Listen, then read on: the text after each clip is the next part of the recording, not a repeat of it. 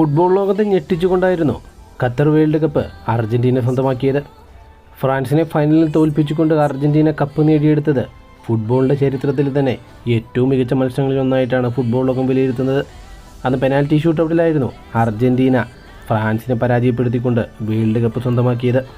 ഇപ്പോഴത്തെ കഴിഞ്ഞ ദിവസം നടന്ന ഒരു അഭിമുഖത്തിൽ എമിലിയാനോ മാർട്ടിനസ് അന്നത്തെ പെനാൽറ്റി ഷൂട്ടൗട്ടിന് മുമ്പ് ആ മത്സരത്തിന് തൊട്ടു മുമ്പ് നടത്തിയ പരിശീലന സെഷനുകളിൽ ഞങ്ങൾ എടുത്ത തയ്യാറെടുപ്പുകളെക്കുറിച്ച് അദ്ദേഹം പറയുന്നത് ഇങ്ങനെ: അന്നത്തെ ഫൈനലിന് മുമ്പ് തന്നെ ഫ്രാൻസിൻ്റെ ഗോൾ കീപ്പറെക്കുറിച്ച് ലയണൽ മെസ്സി കൃത്യമായി പഠിച്ചിരുന്നു.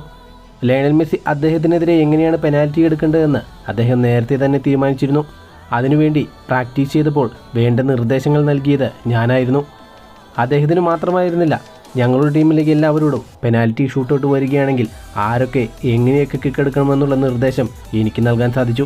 അന്നത്തെ വിജയത്തിന് ശേഷം അർജന്റീനയുടെ താരമായിരുന്ന പോളോ ഡിബാല താൻ പെനാൽറ്റി കിക്കെടുത്തത് എമിലിയാനോ മാർട്ടിനസ് നിർദ്ദേശിച്ച പ്രകാരമാണെന്ന് അന്ന് പറഞ്ഞിരുന്നു. ഗോൾ കീപ്പർ എന്തായിരുന്നാലും ഒരു സൈഡിലേക്ക് ഡൈവ് ചെയ്യുമെന്നും അതുകൊണ്ട് തന്നെ സെൻറ്ററിലേക്ക് പെനാൽറ്റി കിക്കെടുക്കാനാണ് അദ്ദേഹം എന്നോട് നിർദ്ദേശിച്ചതെന്നായിരുന്നു പൗളോ ഡിബാല അന്ന് പറഞ്ഞിരുന്നത്.